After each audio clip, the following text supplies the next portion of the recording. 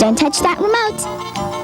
Stay tuned to KNTV for a really rad show that's about a place where you can touch everything. It's called Child's Play, a preview of the Children's Discovery Museum. And it's brought to you by EFI, The Emporium, Rise Electronics, Fujifilm, IBM, and Mother's Cookies. It's live from the Children's Discovery Museum in downtown San Jose. Now for your hosts, Doug Moore and Maggi Scura. On your mark, get set, go! Well, okay. Hello, everybody. I'm Maggi Scura. And hi, everyone. I'm Doug Moore. Well, I hope you're ready to play. Tomorrow marks a very special day for the children of San Jose and the entire Bay Area. It is a day which 8 years ago was only an idea, only a dream. That's right. Tomorrow, San Jose will awaken to find that the dream has taken shape. The seed planted by two Santa Clara County women in 1982 has blossomed into reality, a true cultural resource holding the keys to curiosity and discovery for generations to come. What we're talking about is, of course, the grand opening of the Children's Discovery Museum, which will take place tomorrow at 9 a.m.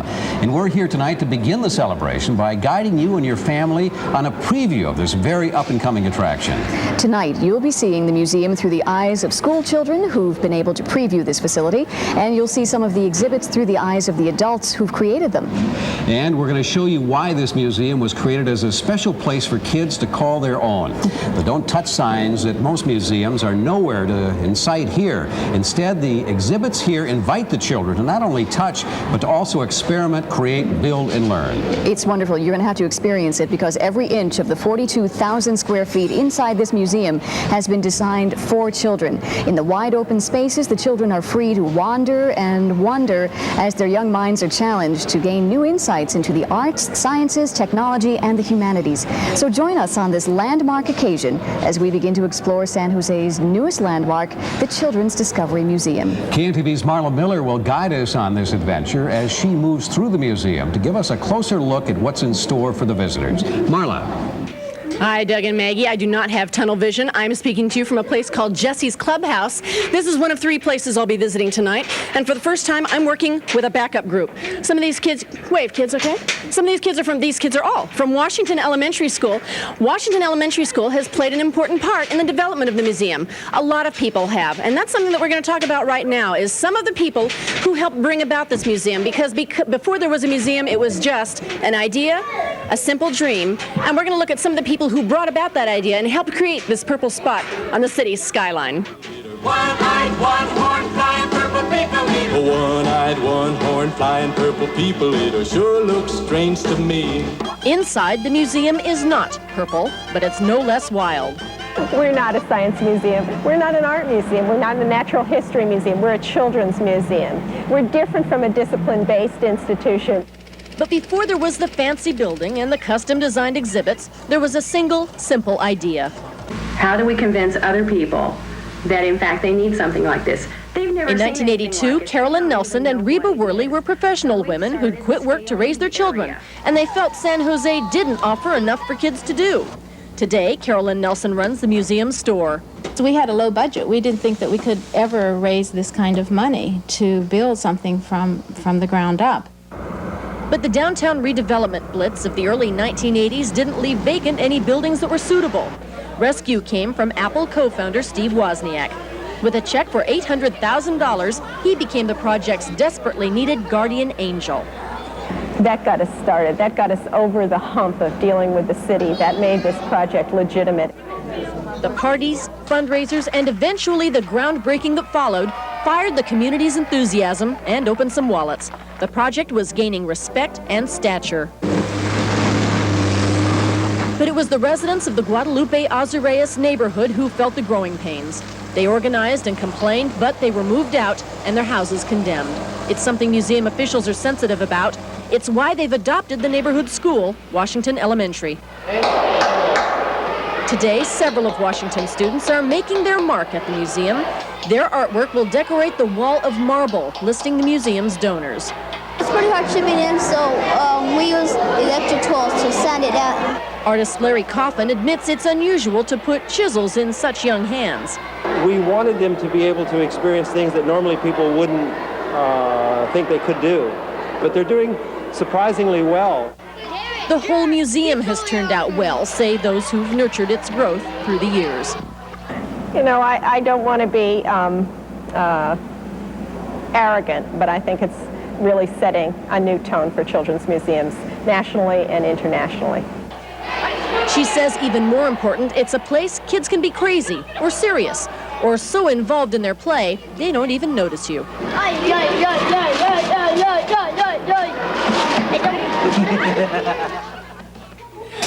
We're back at Jesse's Clubhouse now. Jesse's Clubhouse is named for Jesse Wozniak. With me now is Jesse's father, Steve Wozniak, who is Apple co-founder and one of the prime donators for the museum.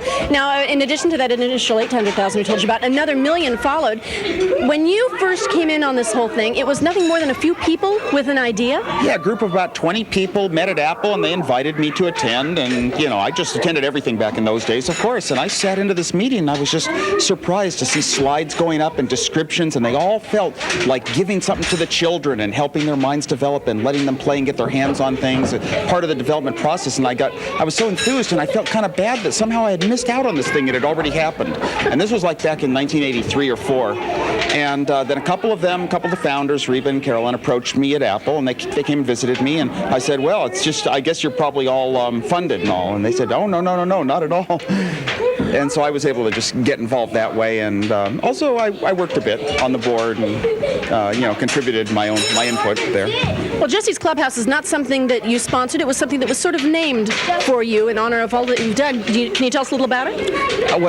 Yeah, this is a fun place to kind of exercise your muscles a bit and go along. But I like the fact that some of these tunnels and the climbing apparatus, it's like some kids will go a little further than others, and it's kind of like the process of mental exploration that some of the other exhibits have more of.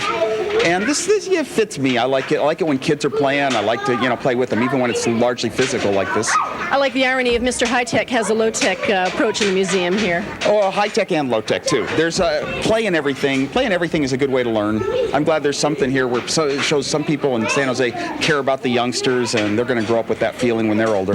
Thank you very much. And, of course, we are standing also on Woz Way. That's the address of the museum. And that's something we'll hear more about later in the broadcast, too. Doug and Maggie, back to you.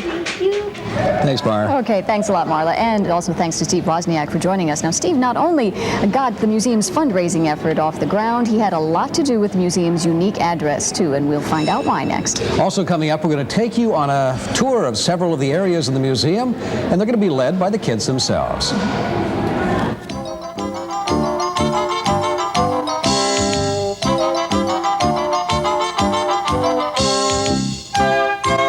Don't go away. We'll be right back with more from San Jose's Children's Discovery Museum.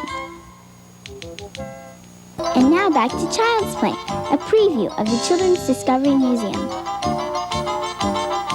Welcome back to our live preview on this, the eve of the grand opening of the San Jose Children's Discovery Museum. Wouldn't it have been nice to have a place like this when we were kids? Oh, isn't that the truth? It would have, but I think a lot of adults are probably going to be viewing their kids now as an excuse to visit this museum.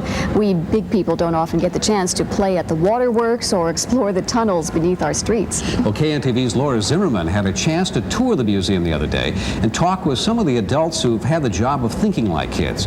So let's step outside now as Laura talks with Sally Osberg. She's the Executive Director of the museum, and they're going to talk about its unusual color and its unique address. Well, Sally, when you're out here outside the museum, the minute you see it, you know it's something special. You do, and in fact, that's been the experience of the children who come.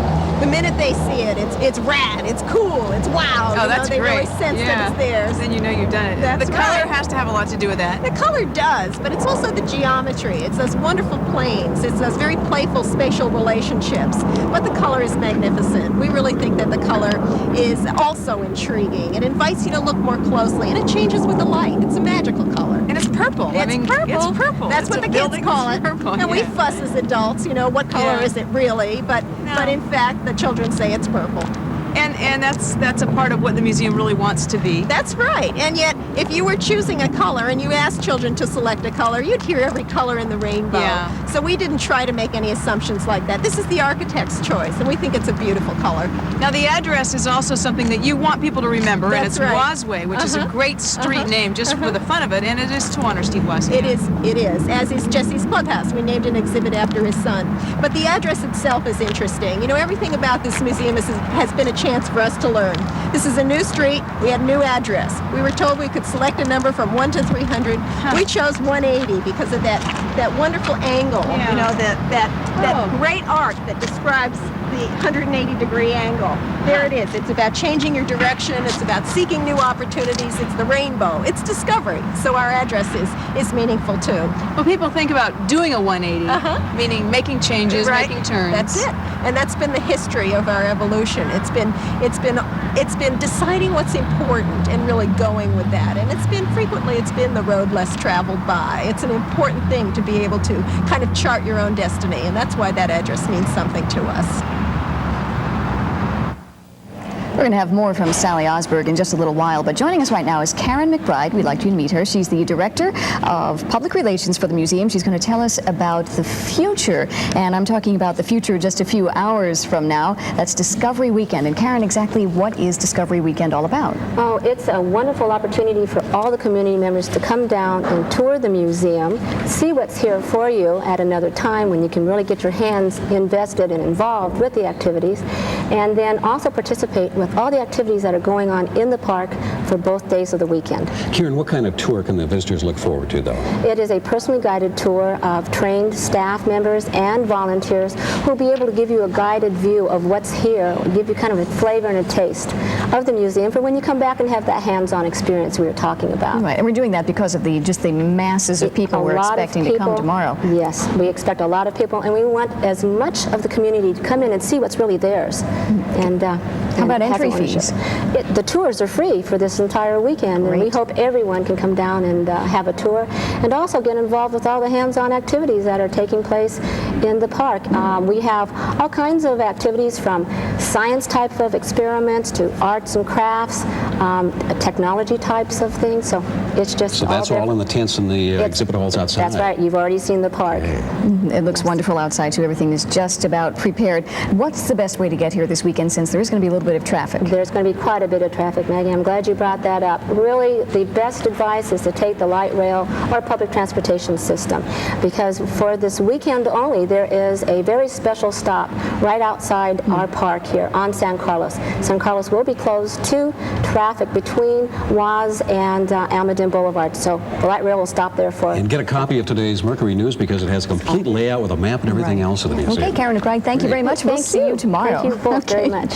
And everybody should also be sure to drop by the KNTV booth, my gosh, my own station, KNTV booth during the Discovery Weekend. Kids will be able to read a short newscast on camera as their family and friends watch, and they can also purchase a VHS copy of their own tape for $5. All the proceeds will be going to the Children's Discovery Museum. Well, sounds like a busy and exciting weekend for everyone, and we want to thank Karen for joining us now, and like I say, a big day coming up tomorrow. That's true. Now picture about 500 to 700 kids let loose in this building to push, pull, probe, play, and pedal to their heart's content. That's what Marla Miller found when she followed some school children on their preview visit to this museum.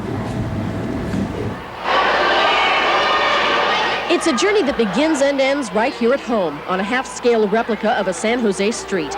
Traffic consists mostly of pedestrians, but there's a Model A Ford and a real ambulance with a patient inside who never quite gets revived. If these urban fixtures all look real, well, consider the source. Well, the city installed all of the traffic signals, we installed the street lights, and we also did the striping on the floor. Of course, what's on the street is only part of a city story. Kids also can get a subterranean view, and getting there is half the fun. Have a nice trip. You know, you really could have taken the elevator, but that's for parents. Kids won't be the only ones crawling around down here. A cross-section of a phone pole is both home and dinner for this termite colony. Nearby, a mural of 3rd and Santa Clara streets is only half finished. Artist John Wehrly still has to paint the underground view. He'll illustrate a cross-section of a rural landscape the same way. Tree roots here will continue down onto this wall, and then there'll be various paintings of creatures that live under the ground, rocks, perhaps a few Indian bones. No telling what lies around the bend. Cover up some of that sewer grime with a little face paint. Lovely. Then admire your work from about 80 different angles and a globe of mirrors. Get another view of yourself in a two-way picture phone. And if children don't want to talk to each other, a ham radio operator will help them talk to, how about Uruguay? And I'm from San Jose, California.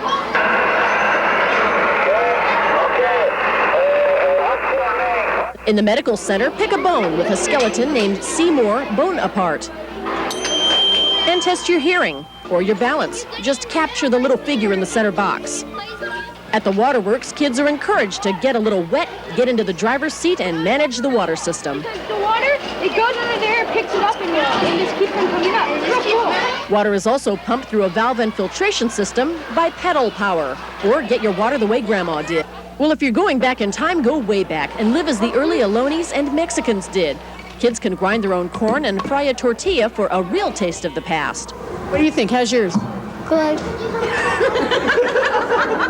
And kids can try uncovering their own relic on an archaeological dig. Last stop, the doodad dump, where kids can take a little bit of the museum home with them. A key! Where? I can drive! I can drive! The barrels contain discards from local electronics companies, but with some imagination, leftovers can be sculpture. Tubes and a bowl, and I use sticky pads, and I use some... Well, what do you think of this kind of sculpture? I think it's neat. Looks like a lot of fun, huh?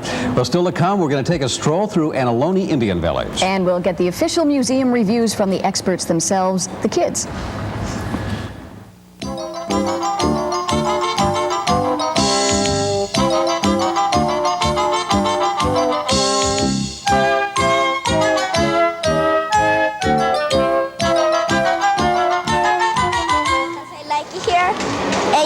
Touch things, and other museums you can't touch nothing, and this way you could touch it. It's better than any museum because you could play and stuff. Back to the fun as we sneak a peek at the Children's Discovery Museum in San Jose. Welcome back, everyone. It's estimated that 155,000 people will visit the Children's Discovery Museum in its first year alone. And that number could easily double in the years that follow. I think it could easily double in that first year, Doug. As you'd suspect, though, most of the visitors will be children. There's no question that this is their museum. Around here, kids are very important people. In fact, they're experts when it comes to evaluating the museum's fun factor. So we thought you'd enjoy hearing a little expert opinion. Round, round, get around, I get around, yeah, get around, round, round, I get around, I get around, round, round, I get around, get around, round, round, I get around, get around, round, round, I get around, get around, round, round, I get around. I thought it was going to be boring, but then when I first stepped in, I go, wow. Well, I've learned that this place is fun. Well, we start over here, we're sewing petals, and water will come right there, go through those tubes. Because it's got a lot of fun stuff to do. It's not like most museums, you can't touch anything. My most favorite exhibit was the painting. Go into that where we use the drill. Something that, if you... Go ahead, keep going. When we pump it out, brings it down here, and takes it right into this pond right there. I get around, round, round, round, I get around, get around, round, round, I get around, get around, round, round, I get around, get around, round, round, I get around. Well, I kind of like the color around it. I thought see, when I was little, purple was my favorite color, and it's always been. Well, I thought it was going to be boring at first, but it was fun. I thought it was awesome. We get the water from the pump, goes through this tube right here, goes into there.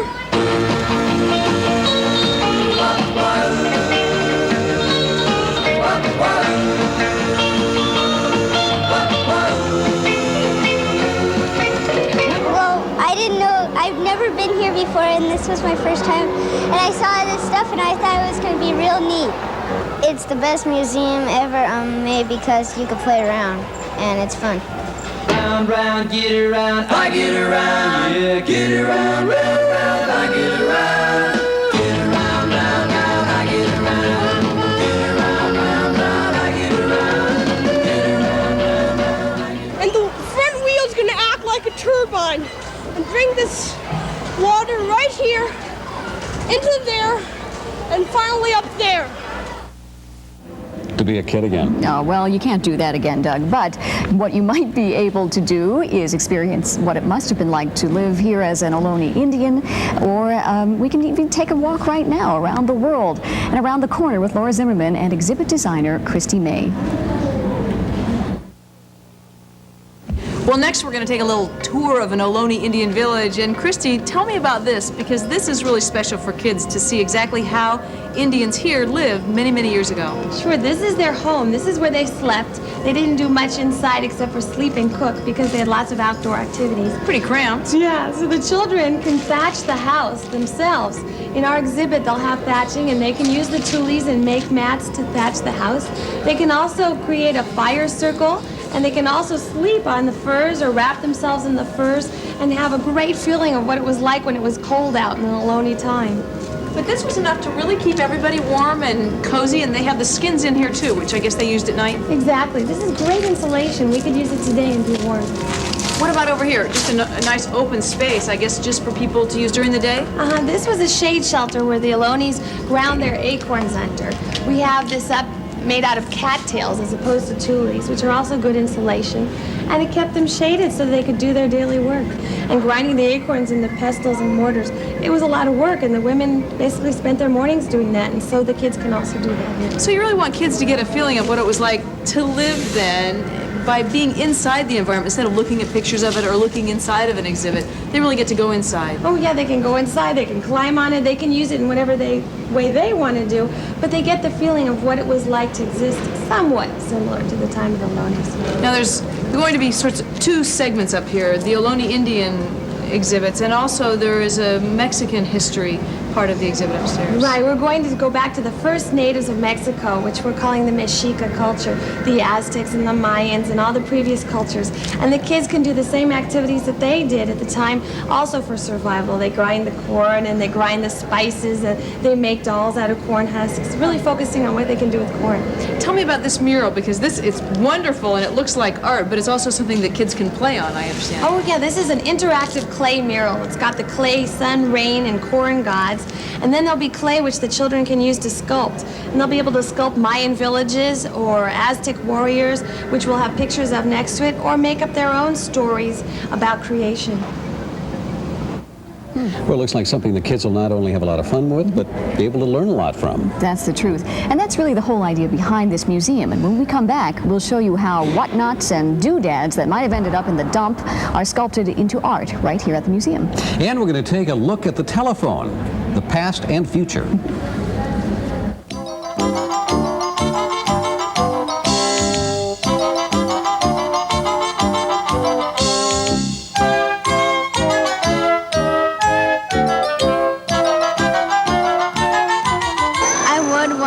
Because it's fun here. I think it's a great place. Like a carnival or something. This is like totally wonderful. Now back to more discovery from San Jose's Children's Discovery Museum. Welcome back to our preview of the Children's Discovery Museum of San Jose. Doug Moore and I are here live in the museum as the countdown continues to tomorrow's grand opening. Well, Marla Miller is joining us once again, and she's watching some budding young artists from Washington School. They're creating some terrific sculptures from doodads. Marla, any aspiring Rodins in the group there? This is creativity in action. This is the doodad dump. It's one of the kids' favorite places in the museum. They come here maybe at the beginning or end of their visit, take some leftovers from Silicon Valley companies and turn them into sculpture and real treasures. Joseph, right? You're from Washington School. Tell me what you're making here. Well, it's a, Now, don't let them throw you. This is live TV, but don't be nervous, okay? Now, what are you making? I don't really know. Did you give it a name? No. Okay. But what have you used here? What are some of these things? Well, these buttons and these weird-looking eggs and these pieces of rubber and feathers, wood, plastic, all kinds of stuff. Wonderful. Okay. And who are you? Vincent. Vincent, you've had too much time here. What is this? I haven't given it a name yet. Oh, okay. But tell me some of the things you've used. I used like these little cups and some screws on it with these little rubbers. What do you do with it? Huh? What are you going to do with it? I don't know. Put it in my room for something to decorate. Okay, now all these kids have been to the museum several times because, of course, the museum had to get a run-through before they could open it for the general public. So quick, tell me what your favorite thing is. What's your favorite thing in the museum? The doodad dump. This is your favorite place? Okay, well then a good place to sign off then. Back to you, Doug and Maggie. Doug and I were just dying to play with. There's neat stuff that you can't believe, but you'll have to see it for yourselves. And thanks, Marla. One of the important themes of the Children's Discovery Museum is connections. Children learn about connections instead of differences between themselves, their local community, and people of other communities and cultures. Well, the Global Communications Center in the museum is a great example of this. Kids can connect with ham radio operators and even airport tower controllers. And Laura Zimmerman, well, she connected with exhibit developer Robbie Eshelman. Well, Doug and Maggie, I want to introduce you to a friend of mine, so I'm just going to ring her up. This is a replica of an old-fashioned manual phone system. I can do the work myself. I take the red cord, I plug it in here, and then I ring. Let's see if she's home. Hello? Hi, Robbie. It's Laura. Hi, Laura. Welcome to the Communications Center. Well, thank you. I'm right over here. We're just across the room, but we're really making a call. Yeah, wasn't that fun? Yeah. Children who visit the museum, when they figure out how that switchboard works, they are just delighted because they can call not only this kiosk, but several other locations in the museum. And they can also, right here, just adjacent to the old-fashioned hookup, do a really modern kind of communications method by sending a picture. Tell me what these are all about. This is a video phone, and it freezes a black and white image, and it's sent across a standard phone line. And if you have a video phone on the other end, it's received as a still image at that end. Now, a few of these are actually, people have these now. This is so far in the future, but it's not an everyday thing for us yet. Right, some people have them, and we've made connections to various locations, for example, Russia, to a computer club there. Now, you have a communication link from the museum as well to the airport. Exactly. Would you like to see it? Sure. It's just like a real booth here, a sort of tower booth, I guess. Yeah, this is our video phone connect to the San Jose Airport Tower. So all I have to do is pick up, and I mean the directions are right here. We just push the red button once, and I can talk to someone at the tower. Right. Hi, tower. This is the Children's Discovery Museum. Oh, thanks. Any flights coming in? No, not right now? Okay, thanks. Wonderful. And we get a printed out picture, or it's a digital picture, I guess. Mm-hmm. It's a digitized black and white image. And when the controllers are too busy to talk, we often get pictures of the airplanes that are landing. And the kids really are delighted when a controller will come on the phone and talk to them. What do they learn from this? Children learn that we belong to a global community, that we're connected and yet we're interdependent upon one another. And they get a sense of empowerment that what they do and say really has an effect on someone else, whether it be across the room or around the world. Can't imagine what you'll be able to do here. And coming up next, we are going to take a look into the past. And KNTV has a very special presentation for the museum. We'll be right back.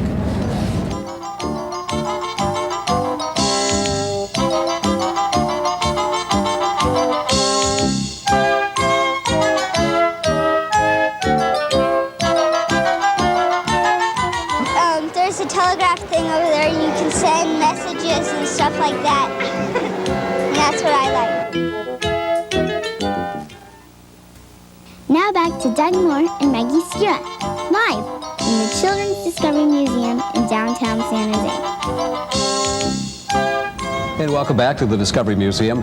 Many of the exhibits here allow the children to experience not only the present, but the future. This with the benefit of today's high-tech innovations.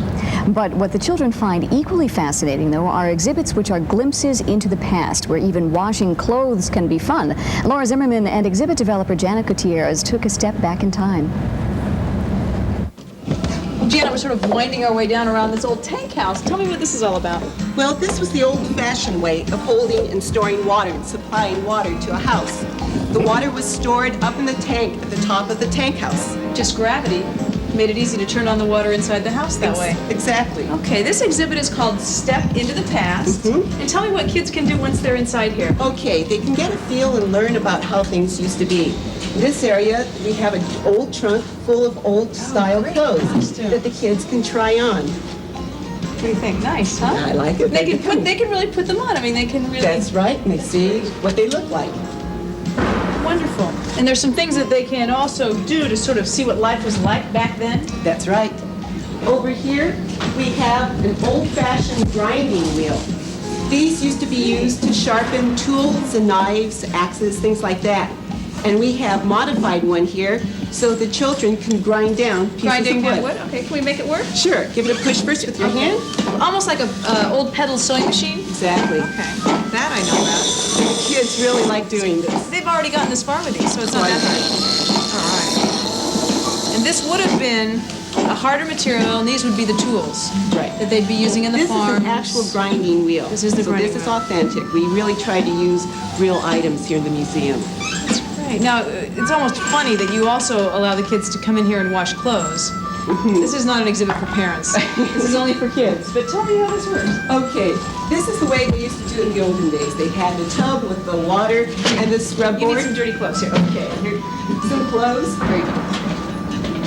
You want? Why don't you try this? You know, demonstrate. I wash clothes all the time. Scrub the board. Scrub it on the washboard, and you can help with the wringer. Okay. We'll put it through. Now, the funny thing about this is the kids enjoy it. Oh, the kids love it. They think that this wringer is a great invention. Parents think they ought to buy one. Maybe the kids would help more with Finally start to put their clothes. Okay, so I start to roll. Okay. All right. Just wringing on the water. This is great.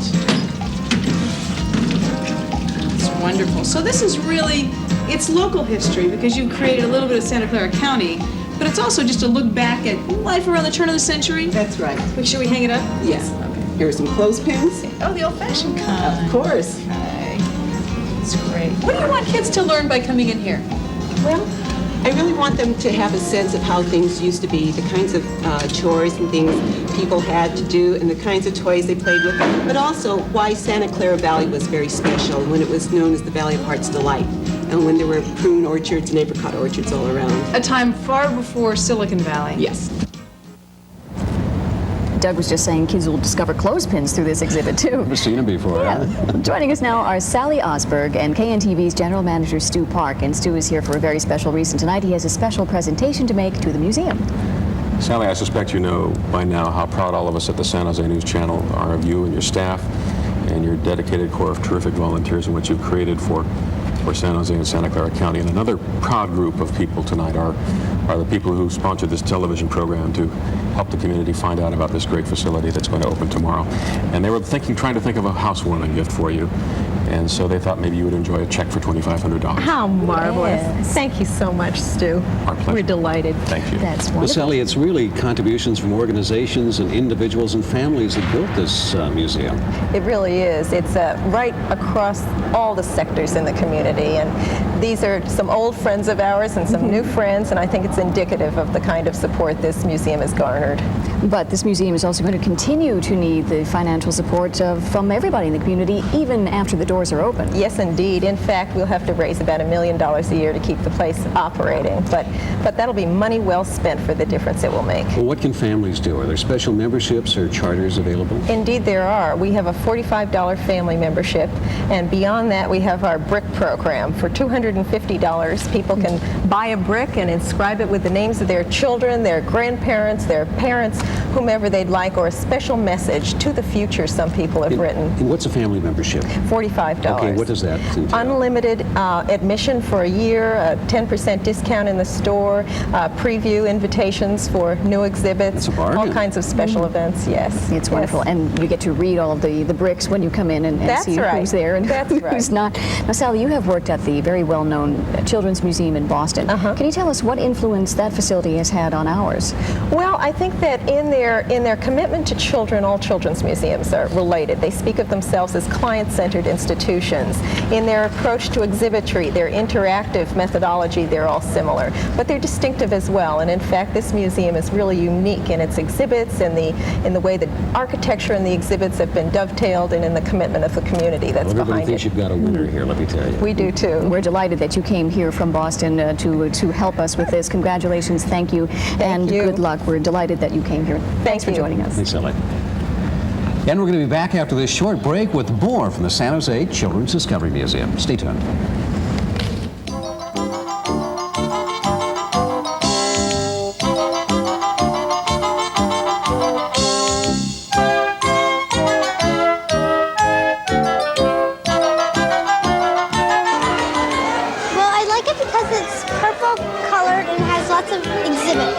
I like the shape of the museum. Most of all, it's pretty fun. What a discovery! Now back to our preview at the Children's Discovery Museum. Well, welcome back, everybody. And even though the focus of this museum is children, as we've been telling you, Marla Miller shows us that it also holds discoveries for people of all ages. Turn kids loose in the museum and see how they run. They take the place over like it's their own, which it is, but it's more. This museum will be many things to many people of all ages. When the kitchen cafe area is finished, its staff will be handicapped workers from Hope Rehabilitation Services. The new jobs are a promotion from the assembly lines where they now work. The museum itself is such a wonderful environment for our clients to be in. It's very bright and colorful, and it's very much a part of the community right now. And being served by the handicapped will be a learning experience for museum visitors, too.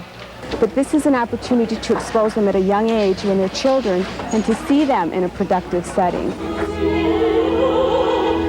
When Opera San Jose rehearsed for its recent production of Così fan tutte, the performers had to practice their arias in an office building after hours.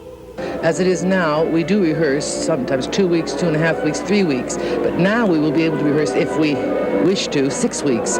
Starting this summer, Opera San Jose will rehearse in a brand new hall tailored specifically to their needs in back of the museum, and visitors will have a balcony view. We will be able to have young children who are in the museum actually observe us in rehearsal. That doesn't happen anywhere else in the world. I think it's very exciting. The whole world is a kid's clubhouse. Children can also watch a television show being taped. 2 days each week, KTEH's Sunday morning show Kids Clubhouse is shot either in the museum's theater or out among the exhibits. And on some days, after the children have gone for the day and the museum is empty, adults will take over. The dramatic architecture will provide a theatrical setting for community groups to hold banquets and fundraisers. But far more often, the museum will be a field trip destination for hundreds of school kids a year. You have to have your feet right next to, not up. Nancy Koppel is a teacher at Randall Elementary, which has a magnet program in science. She's known for all the hands-on experiments in her classroom. So we asked Mrs. Koppel to tour the museum and give us her review from a teacher's perspective. I think it's super. I think it's really, really great. I can see social studies people bringing their children here, science people bringing their children here. I think it has, will reach out to many, many different classes and many age levels. Well, now we'd like you to meet two of the many, many adults who have volunteered their time to make this such a wonderful place for not only kids, but adults too. Yeah, that's why we're here tonight. With us now are Rob Browning and Kathy Irvine, who have volunteered many, many hours helping out here at the museum. And Rob, how long have you been a volunteer? Approximately 4 years, I think. 4 years? Yeah. Well, we understand you've sort of both become jack of all trades here. Can you explain a little bit of what you've really had to do here? I've done everything really from coordinate one of our first fundraisers to unload trucks with lots of boxes. Currently I'm working with a lot of the other volunteers. We're doing volunteer coordination. You are actually a principal donor from about 1984, which we understand is very early on in the museum's development, and you've been helping out ever since. Yes. And you are wearing the official color of the museum. Yes, I like to try and keep official, yes. Well, you sort of become the volunteers coordinator, is that Yes. word for it? I'm the voice on the other end of the phone that many of our volunteers have heard for a lot of years, and it's been a very rewarding job. It's satisfying to know that so many other people are willing to give up their time to commit to such a good project. Now, Rob, you are two of the volunteers, you and Kathy, that we've been talking about. How many altogether running around helping out? Of the volunteers? Yeah. Kathy? We have a list of close to 500 names. Not all as active as others, but a lot of people. So it's a wonderful thing to want to be involved with and help out. Definitely. Okay, well, I hope you continue to enjoy and help us for many years to come. It's a wonderful thing you're doing. We appreciate it, and you'll find Doug and I here begging to volunteer, I promise. Thank you both. Thank you. Well, next we're going to meet one of the women who came up with the idea of a Children's Discovery Museum, and we're going to do that in just a bit, so stay with us. We'll be right back. Child's Play, a preview of the Children's Discovery Museum, is being brought to you by Mother's Cookies, IBM, Fujifilm, Rise Electronics, The Emporium, and BFI. Stay tuned, more fun to come. We're back for one last preview look at San Jose's Children's Discovery Museum. What we're going to do now is take a look at our studio crew's nominee for the best toy in the gift shop here. That's the Tornado. There's lots of things here that appeal to adults and kids, things you can listen to, and lots of things to touch and build. And these are two women that you met earlier in the show. This is Reba Wehrly and Carolyn Nelson, who had the idea 8 years ago for this. I must ask you how you feel when you walk through these doors and think, you had the first idea 8 long years ago. I feel that it's a wonderful thing that's awaiting a lot of families, and it will be a magical experience they won't forget, and that makes me feel great. And you got the idea because you lived in Boston. They had a great museum there for children. That's right. How does this compare? This is actually more exciting to me because the building itself invites families to be much more playful. The exhibits themselves are very different than any of the other children's museums, and I think that makes it unique. Well, you did the research. You should know. Thank you very much for joining us tonight. Carolyn Nelson, who joined her with the idea 8 years ago and all the research, is now the manager of the museum gift shop. You're going to take me on a little tour here, show me some of the great things. Do you have a philosophy behind what you try to choose? We try to tie everything to the exhibits that are... makes noise too. We try to tie everything to the exhibits that are in the museum. We like to extend the visit beyond the experience that they do have in the museum. And a lot of our things are open-ended so that kids can have a unique experience all their own. It's all developmental. This looks like is something one of the I've seen type before. things. Yeah, it's a brand new product out on the market, and it is totally open-ended, and it's construction. And it's different from the ones I've seen because this one can be built with, right? That's correct. Not just stuck to the bathroom walls and in the bathtub. Okay, and there are things to throw here. And now people don't have to come to the museum to shop here, right? No, that's correct. We are open to the public, and if you work downtown and would like to come in and visit the store, you are most welcome to do so. All the proceeds from the museum go to support the museum operations, so we really hope that everybody does come and enjoy all our products. Thank you very much for joining us tonight. Congratulations on seeing your vision become a reality. Back to Doug and Maggie. Marlo's son David's going to have a great time down here. Oh, please. I don't want to think about it. David's about 1 1/4 right now. He's going to have a great time. Financial support from donors within the community has taken the idea of a San Jose Children's Museum from inception to its completion. And to honor those donors, a beautiful marble wall has been designed to acknowledge their significant contributions. And Laura Zimmerman spoke with Museum Board President Molly Swenson and the Director of Development, Wehrly, Gandelman, about the unique design for this donor wall. Well, Molly, it looks like we have some very busy young artists here. We sure do. They're working on the marble for our donor wall. For all the people that have given us money over the years, in the last 6 years, to make this dream come true. This is beautiful. What an unusual donor wall. Not just the names, but you'll have the children's art and the names. Well, that's very important to us, that we have the children be a part of everything. So this is your way to pay tribute, I guess, to the people who really backed the museum idea. Yes, it is. Wonderful fish and a great man over here. They're also brightly colored. And Wehrly, you're also here with us, and the children, I guess, are the most involved here. I mean, this has really been a hands-on project for them. It certainly has. In fact, it started several months ago. We've got 17 youngsters from Washington School variety of ages. The youngest is 5, the oldest is 12, and they've worked with an artist, Larry Coffin, to develop their art and to learn the process of marble carving. And now they're here today finalizing their art before it's installed tomorrow. So they etched on the pictures, and then now they're in the final stage, I guess, painting. Yes, they are. Mariana, is this your picture that you've done? Yes. Can you tell us a little bit about it? Well, I just got the idea, because I like dinosaurs, and since I got the idea, I decided to do a draft and make it, like, in this time, you know, different colors and stuff.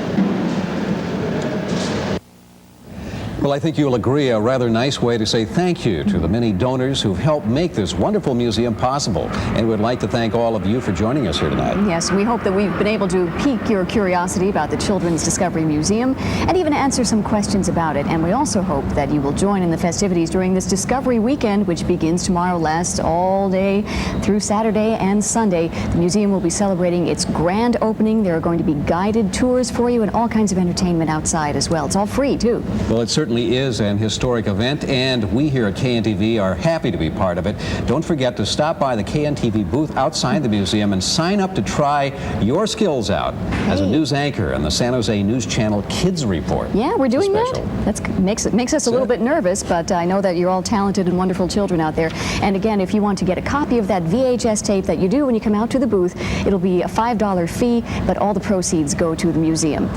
And Roberta said tomorrow's going to be a great day here in the South Bay. Sunny, it's going to be warm, so what better place to spend your day than down here at the Discovery Absolutely. We Museum. hope you will visit the Children's Discovery Museum with your family often. Who knows what you'll discover. We'll see you on the news at 11 tonight. Good night, everybody. Until then, bye.